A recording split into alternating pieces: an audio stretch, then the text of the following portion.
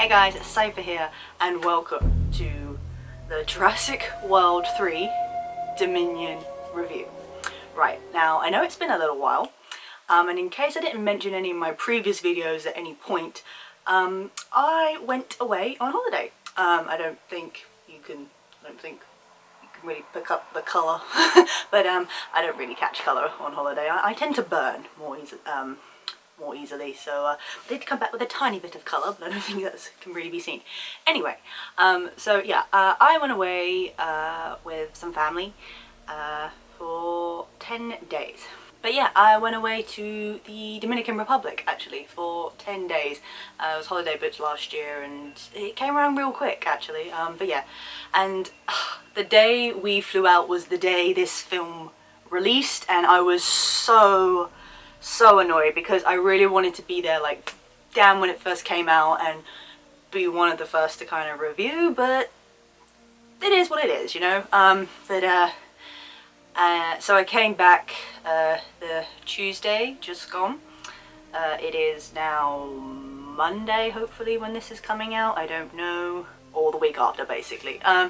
Yeah, so, and originally I was going to see it with a friend, but then plans kind of fell through, and I was kind of like, and it also transpired this friend had actually never even seen the original Jurassic Park. Ooh, that's, I mean, she's my best friend, and I was like, how do I not know this about you? I would have rectified that mistake immediately. But also, I mean, in theory, you probably only need to watch the Jurassic World, but really Jurassic World is off Jurassic Park, so you don't know the origin story, therefore, yeah, it all combines. So, but I think she said she had seen Jurassic World, hadn't seen the second one. So I said, well, at least you need to watch the second one, but she hadn't caught up, basically, and I'm not gonna lie, I was just like, I really want to see this film, like, I kind of need to, so, yeah, but I also said I'm more than happy to go with her again if she wants to watch it, but there you go. So yeah, that didn't work out, and then I asked some family, they didn't want to go, so yeah, I was just like, you know what, I'm just gonna go. So, yeah, I've literally only just got in from seeing it, so I'm gonna do this while it's fresh. So, where do we begin?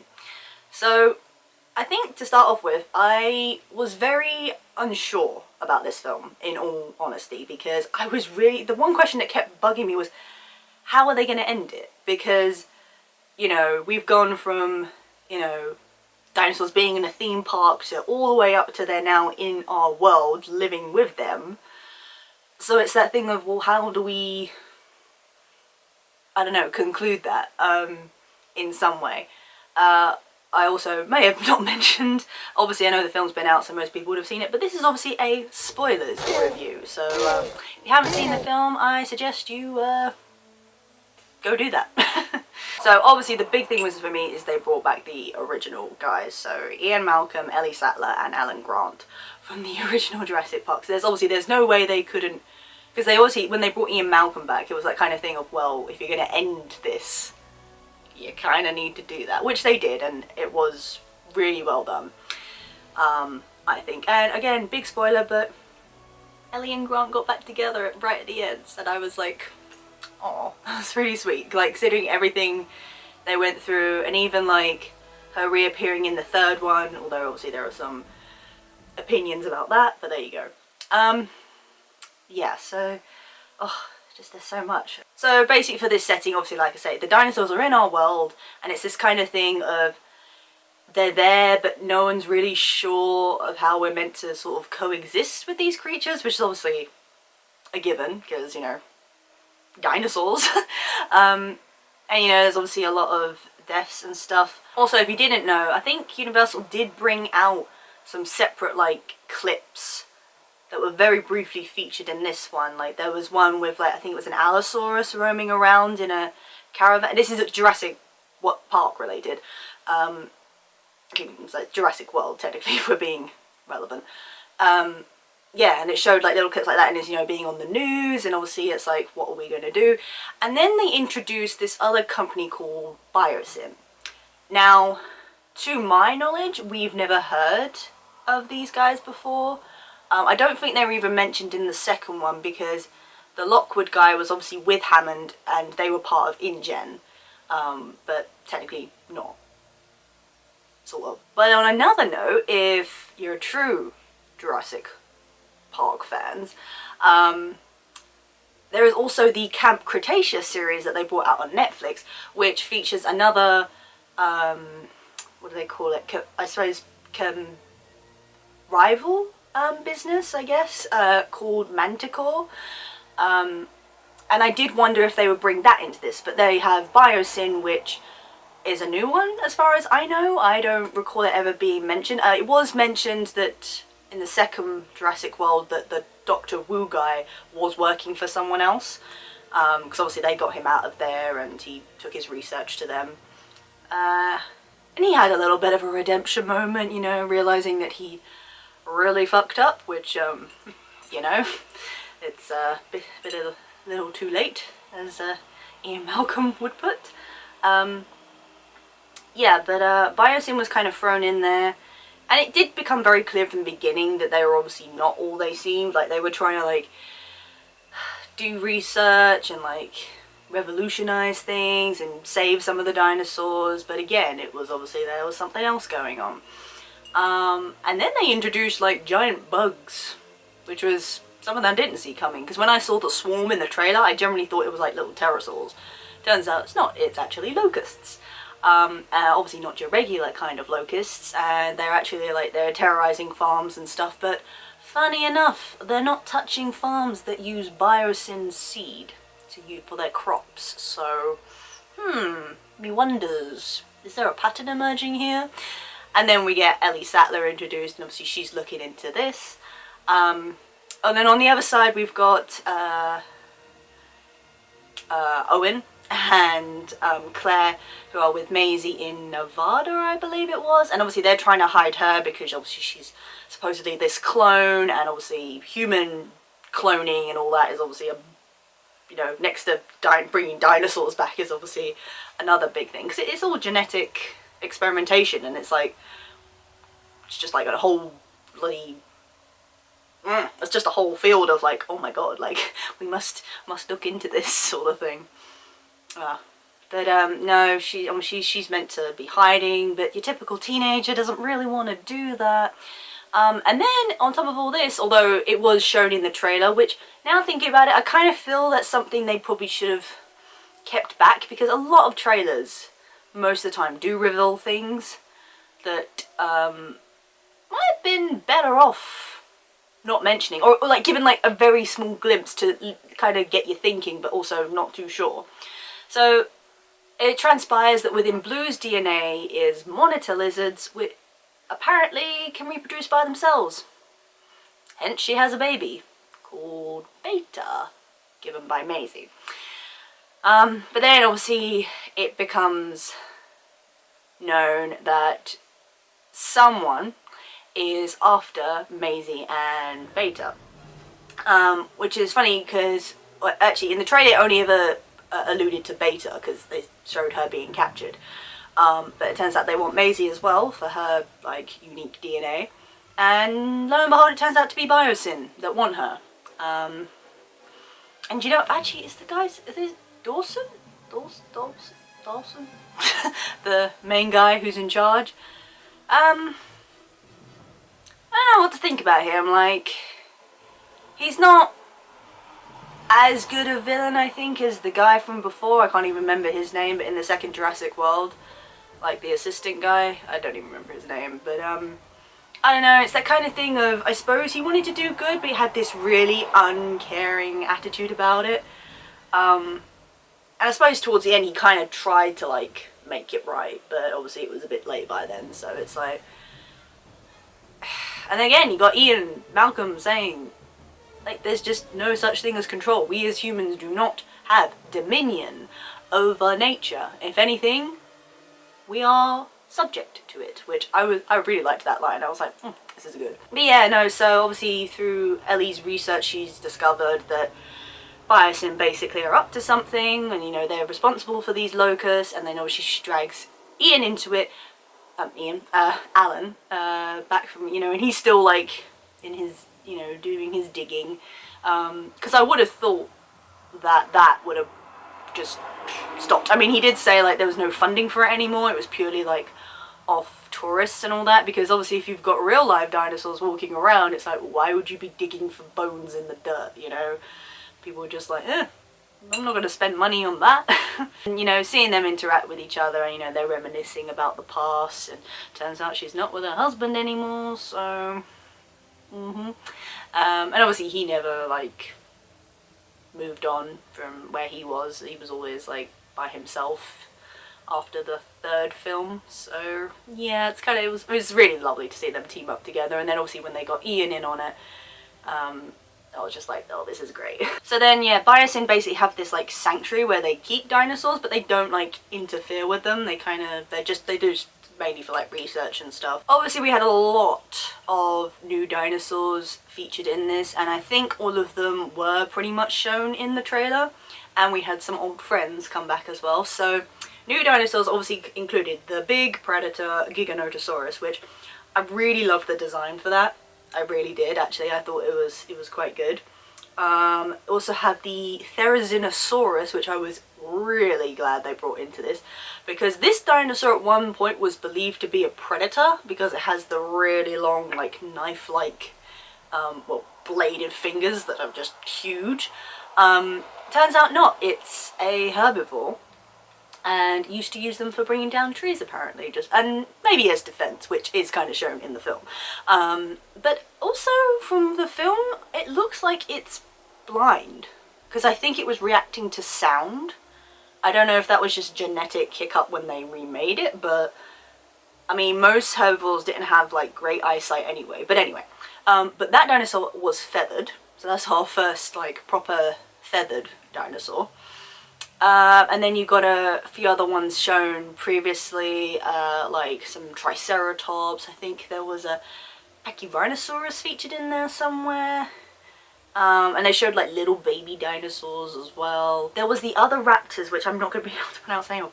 Was it? It wasn't Dromaeosaurs, it was like Dromaeosaurus or something. I'm really sorry, I messed that up. I should know better.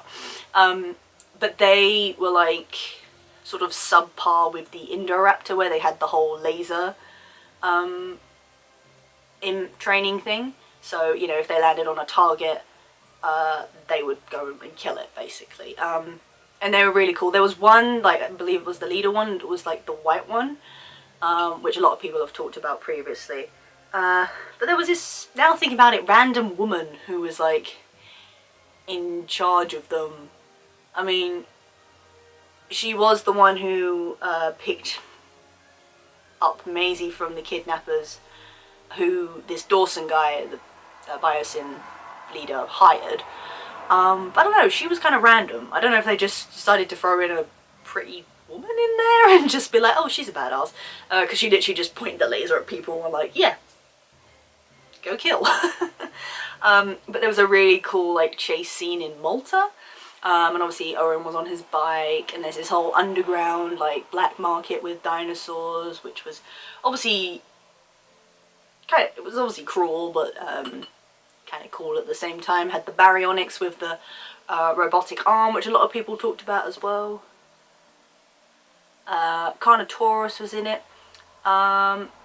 We also had the pterosaurs, a Quetzalcoatlus, which I believe was meant to be one of the biggest pterosaurs. Like, it was pretty big. I can't remember exact measurements, but a good plane size, you know, like, as it was featured.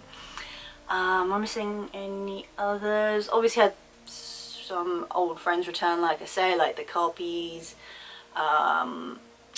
We had, do you know, we had some long neck dinosaurs, but I don't know if their name was ever mentioned at one point. I want to say the Apatosaurus, but it was, I think it was slightly different. But they were featured, obviously. And we also had, oh, the Pyroraptor, which was a feathered raptor. And I think the way they did that, with it being in an ice-like environment, because a lot, it was, as Thinky said, and a lot of the dinosaurs that lived in the colder climates used feathers to keep themselves warm. Also, on a complete tangent and recommendation, I hope you guys go watch that Prehistoric Planet, with David Attenborough, like, or, yeah, it's on Apple Plus, Apple TV Plus. It's like 5-6 episodes. You gotta watch it. Like, not only is the animation great, it's just really cool. The Mosasaur was obviously, that was the very first one we saw. They literally like started it off with the Mosasaur stealing the crabs from the ship. And Stegosaurus was seen in there as well. Allosaurus, the Baryonyx mentioned. God, I think I'm missing a major one here, hang on. The Dilos. Dilophosaurus made a return, and they had their moment, which was pretty cool. Oh, and Dimetrodon. They put Dimetrodons in there, which I was like, oh, that's pretty cool. Like, they had a lot, like, a lot of new faces. And it's that thing of, unless you know your dinosaurs, maybe you kind of sitting there wondering, like, oh, what's that? And, you know, obviously they don't name, like, they don't see it coming. It's like, oh my god, that's a such and such, and it did this, and you know, while they're trying to run away. Yeah, no, but, yeah, it's a lot included, which was really, really good. Yeah, sort of going back to the premise. So, yeah, Biosyn is basically, like, the, main focus of this whole thing.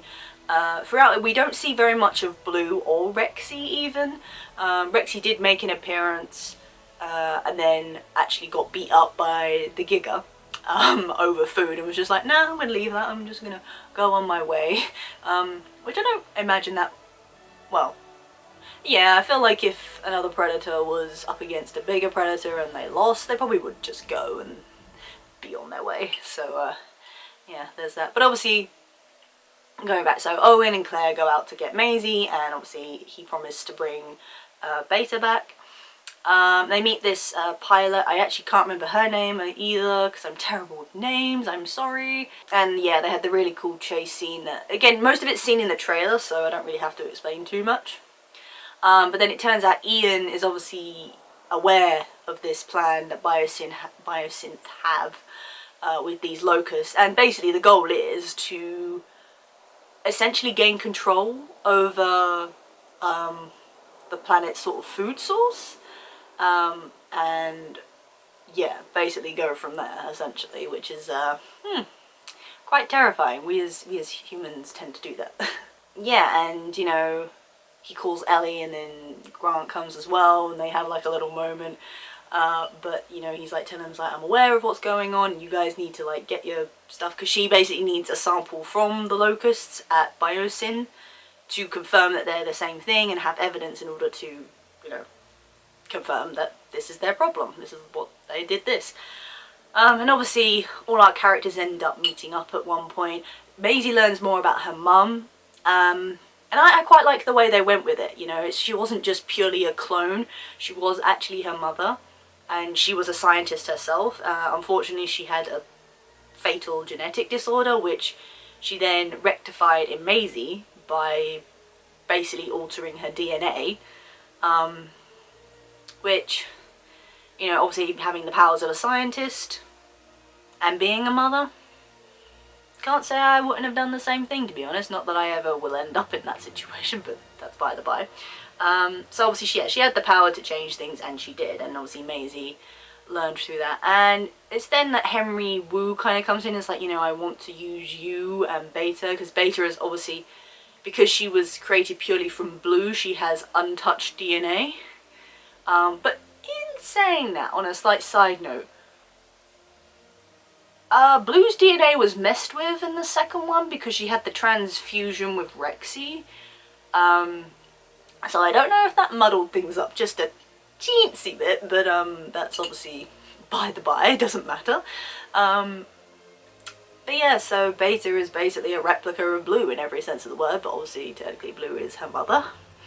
And it's kind of, I like the way they went with that as well, you know, Blue being able to reproduce by herself, because that was obviously the only way she could have a baby, because it would have been interesting if they just somehow randomly brought another raptor in, and it was like, well, hang on a second, all the other raptors got killed, and as far as I was aware, they were all girls, so, but yeah, the whole,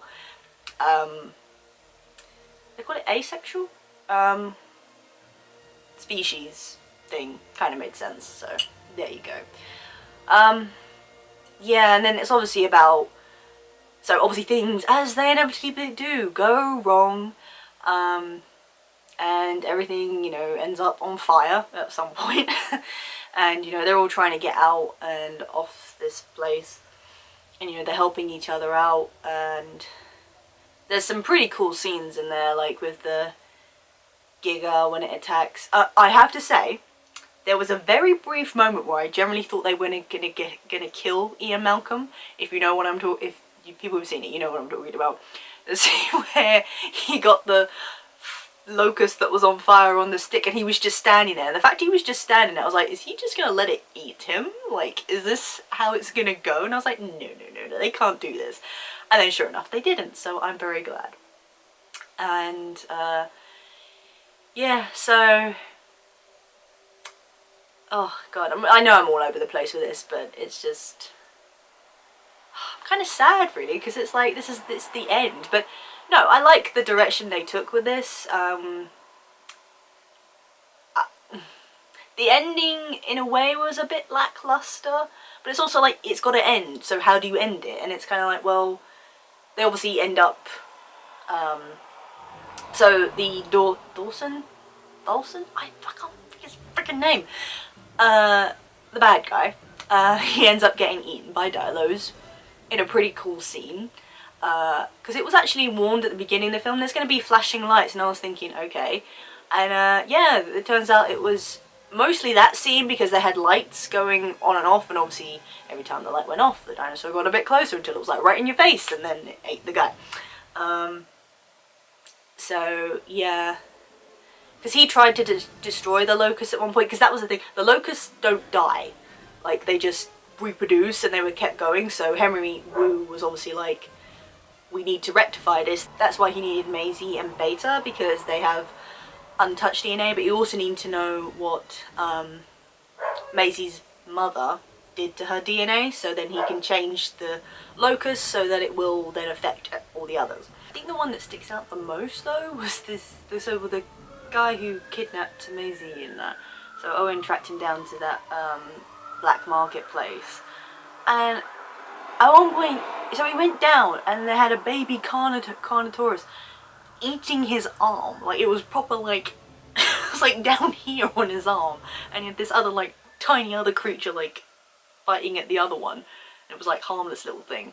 But you know, Owen's like there, like interrogating, like, where's Maisie? And he's just getting his arm chomped by this freaking Carnotaur, and I'm just there like, okay, so that's happening. I mean, obviously there's no like real blood or anything. And then I think it was the baryonyx with the robotic arm that actually ended up killing him in the end, but like it's eating him like right there, and Owen's just kind of looking like, oh, and he's obviously like, oh, but it's like right there, and I was like, okay, this is I suppose a little more violent than the others, but it's difficult when it's like dinosaurs eating people, because they didn't really show it much in the previous ones.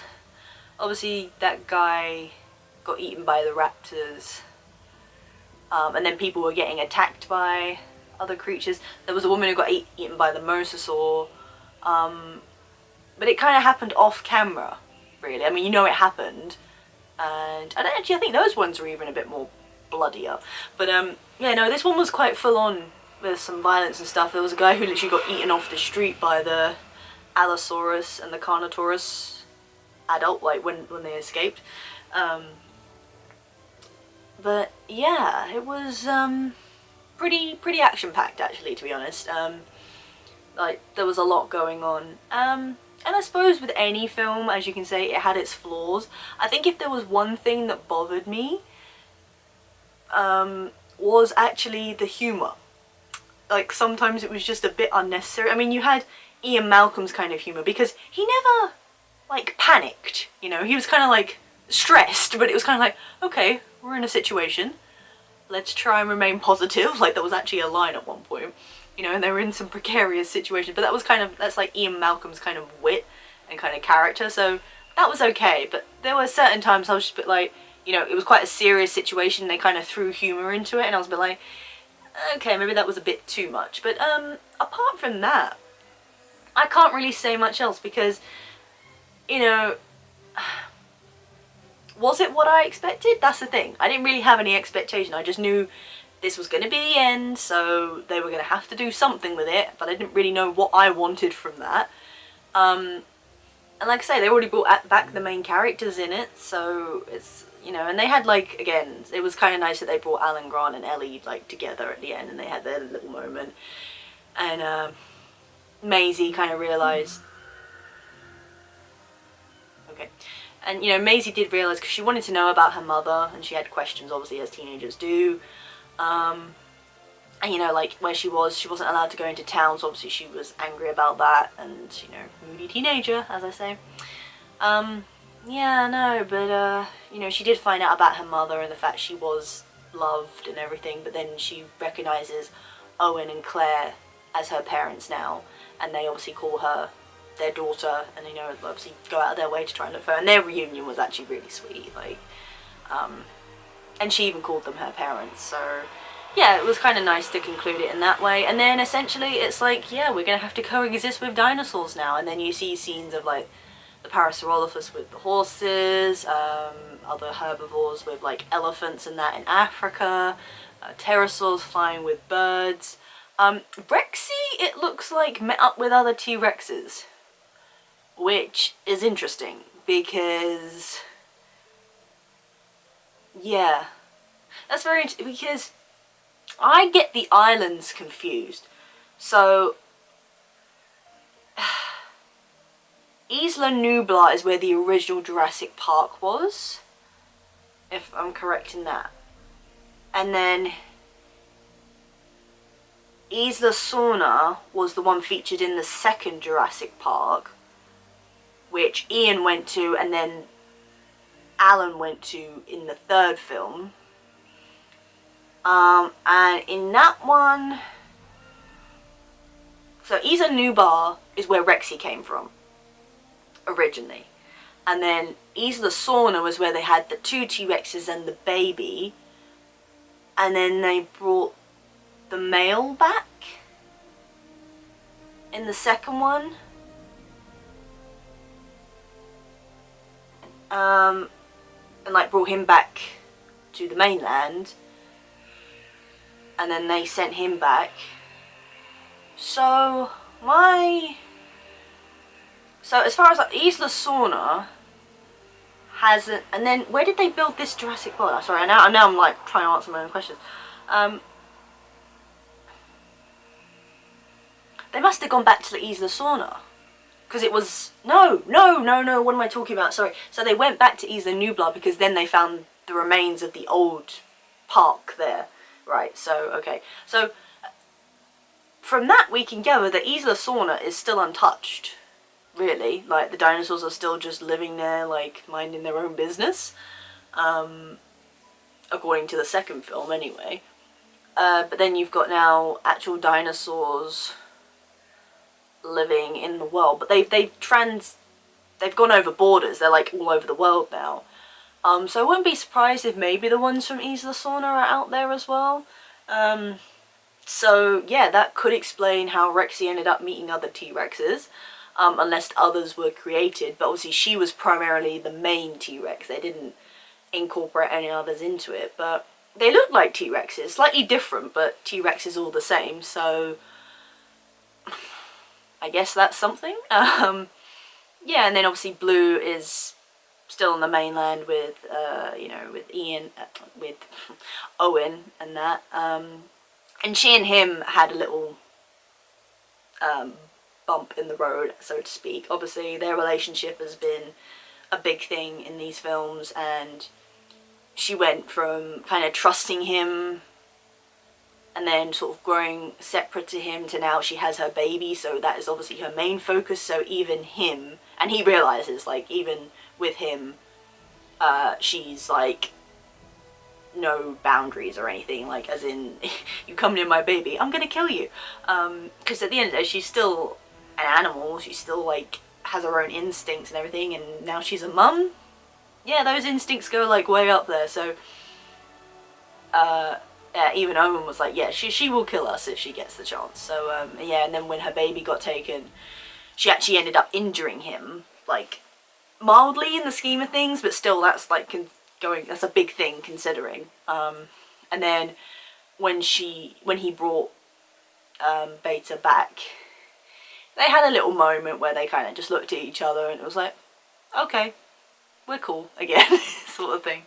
I mean, maybe I would have wished Blue was in it a bit more, but when you think about the films in overall, she has been the main centre point for a while, and you have to think when you're doing like a trilogy of films, you do have to change things up a bit, so in a way I'm kind of glad she wasn't featured all that much in it, and like I say, it kind of kept her in the clear of obviously not being annihilated, but then, you know, if I had to have a baby and that to be more of the sort of centrepiece.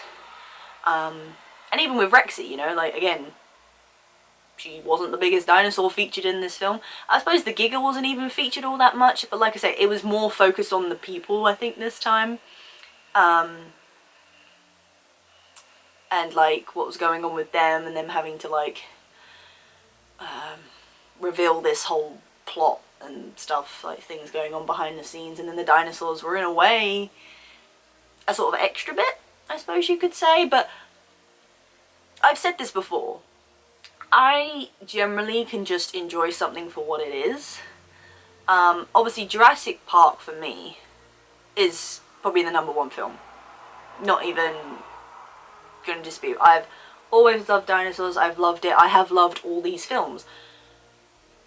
They've never, like, there's never been like a major disappointment for me. I've never, because I have no particular expectations. Obviously I was anxious when they made Jurassic World continuing on from the 3 films, and I have my favourites obviously, but I would never say any of the films disappoint me all that much, and I just love to watch them because they're all part of a legacy, and obviously there was no way I couldn't not watch this one. Yeah, so I know people have their opinions, like, oh, this one's better than that one, and all this and that, and like, oh, you know, this was totally not what I expected and all this, but I can't really say I have that. I did love this film, and I'm kind of glad where they left it. Again, if anything, I'm just more than sad that it's over now, and it's like, well, that's kind of it. Obviously, I suppose we still have the Camp Cretaceous, if you're a fan of that. Season 5 comes out in July, which I will be watching. And again, it's more of a side story, but just to continue on the legacy. And, you know, there's dinosaurs, like, you know, who doesn't love a dinosaur? So, yeah, I will be watching that. If I really had to rate this film, I guess it would be either a 7 or 8 out of 10, which I know it doesn't sound very high, but it wasn't perfect by any means. But I enjoyed it, I thought it was entertaining, and I think it did it justice, in all honesty. And again, I'm glad they brought the old cast back, and they went well with that, and how they brought them in, and their role in it. And then it sort of just rounded everything off with kind of like, okay, so we're just gonna have to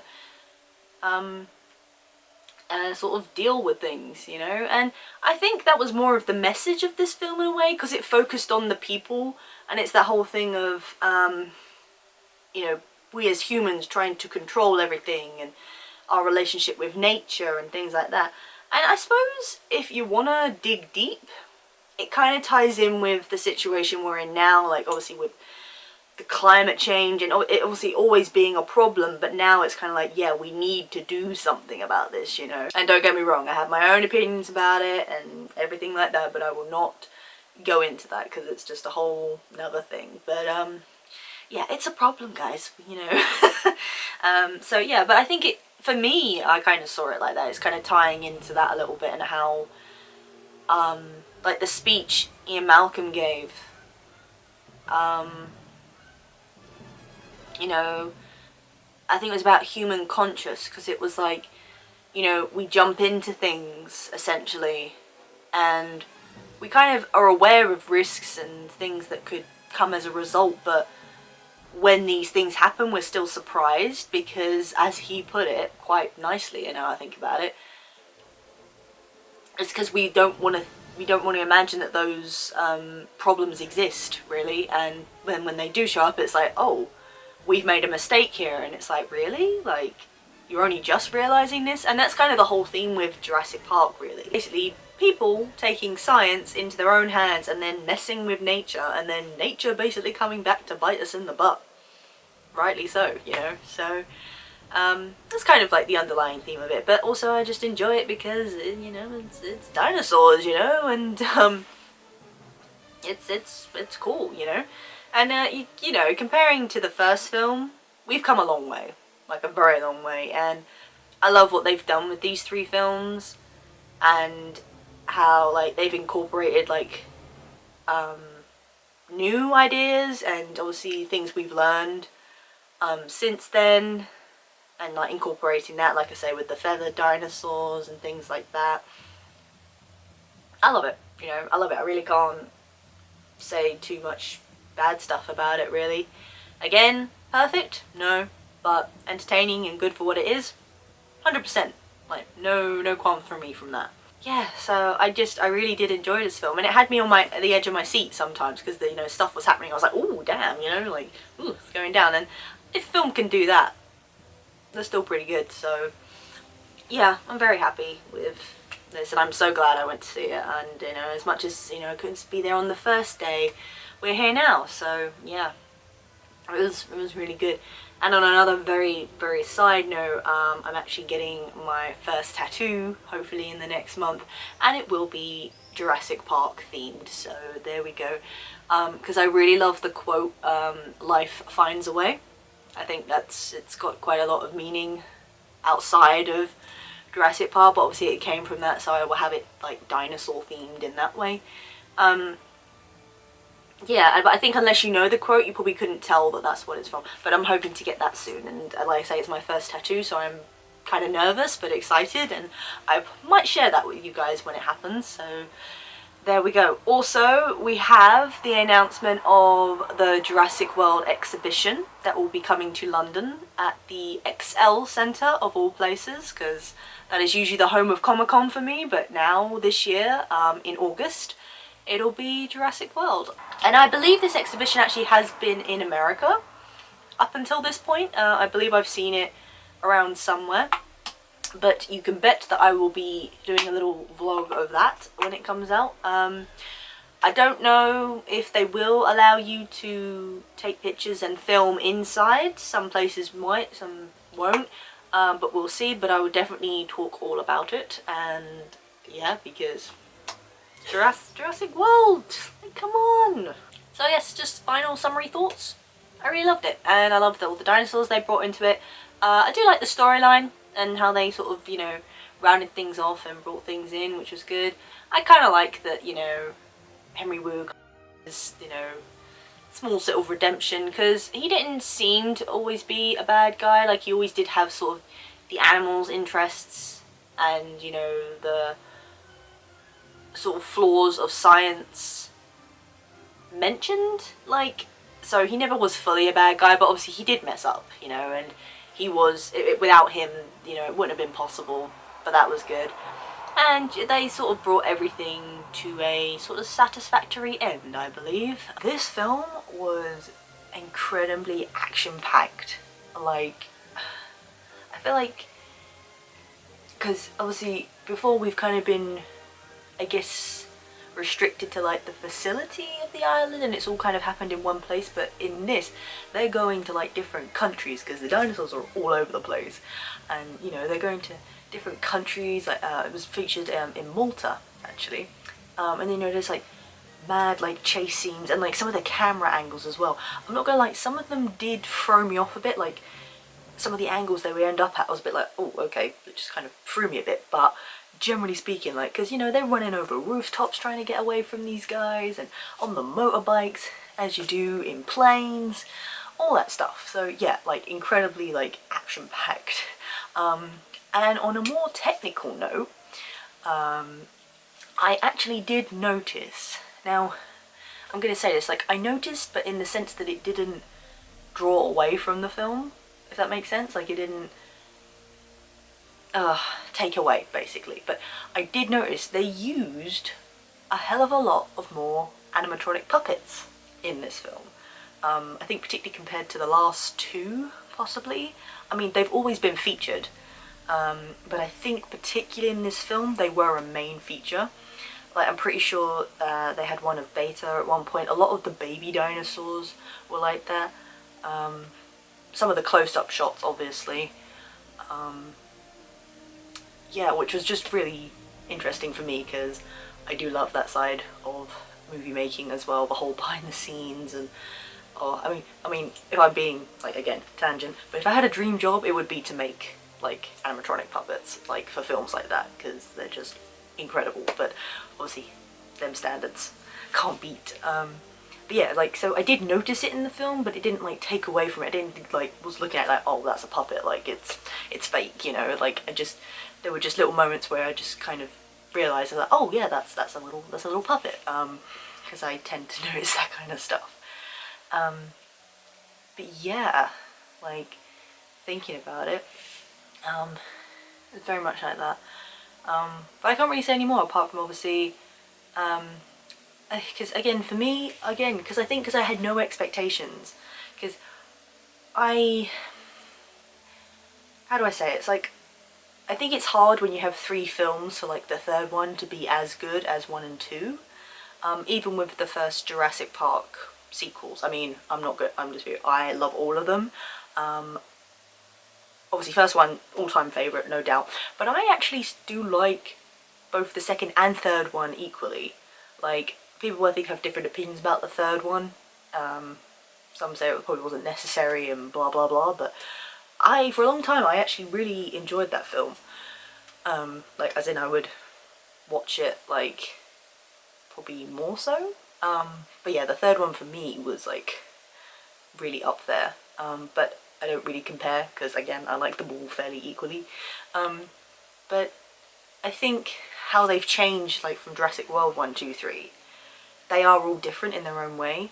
And I think if a lot of people maybe in some way, because obviously they brought like the original casting back, I feel like maybe some people would have thought that they'd get maybe Jurassic Park vibes, but I don't really see how, because it's that thing of, yes, it's part of the franchise, it's by all accounts I believe the last one, so you think, oh okay, they're bringing these characters back, so they need to recreate that kind of well, vibe basically. But it's a different film, it's like at a different part in the story, so I don't think you can really recreate that. And plus also you think about things like the times, like difference, like when it was made, like obviously it was back in the 90s, and even given with the limited, in retrospect, resources and things they had then compared to now, it's still a pretty damn good film. I mean, it's a freaking classic, you know. So and being one of the first films that actually did include CGI, it's a known fact. Even looking back on it now, I mean, if you want to nitpick, you can probably say, oh, that looks crap compared to this, but I still find it, like, incredibly realistic, really. Don't really know how else to put it. But yeah, I never expected to get, like, vibes from the first one to this one. But again, like I said, I didn't really have too many expectations of this film. I was just more curious about how they were going to execute it overall. And I think they did a good job. Like, I can't really say any more than that. But obviously, guys, if you have not seen this film yet, by any chance, and somehow you've ended up watching this spoiler review, I would definitely go and see it. If anything, you can just put it down to a film that's entertaining in its own right, you know, like, about dinosaurs. Obviously, if you have seen the film and you are a Jurassic Park fan, like, please leave those comments down below. I would love to hear your thoughts. Obviously, if you weren't a big fan of the film, that's well within your rights, but can we not go too mad and go and really bash the film? Please don't do that. So once again, I believe I have rambled on enough about being a nerd. And just another side note, in case I never mentioned, I did actually want to be a paleontologist at one point, but my science skills weren't all that, so yeah, here we are now. Just a side note. But there you go, that's my rambly review of the Jurassic World 3 Dominion film, bringing us to a close of the Jurassic Park and World series altogether. Again, we have the Camp Cretaceous, so that kind of continues on in that, but I believe this is the final thing. And also, on another spoiler side note, the scene that they released showing the world 60 million years ago with Rexy, a T-Rex and a Giganotosaurus fighting, wasn't actually featured in the film, so I could have watched it, as well as the side story with the whole Allosaurus attacking the caravan scene. Like, it was like a separate little teaser thing. Okay. Someone's being vocal. Yeah, so that kind of concludes it. Presence is needed. So on that note, guys, if you like this video, obviously give it a thumbs up. I do appreciate it. If you are lurking, please subscribe. I do appreciate that as well. I suppose if you want to see my second Jurassic World review I did years ago, might leave that in the description or possibly at the end of the video if you kind of want to check that out. Oh my god, what is going on out there? Anything else? Yeah, obviously if you have any opinions, comments, you've seen the film, you like Jurassic Park, Jurassic World, anything to do with that, please do leave that down below. I do love hearing other people's theories and, you know, opinions and stuff. Until next time, guys.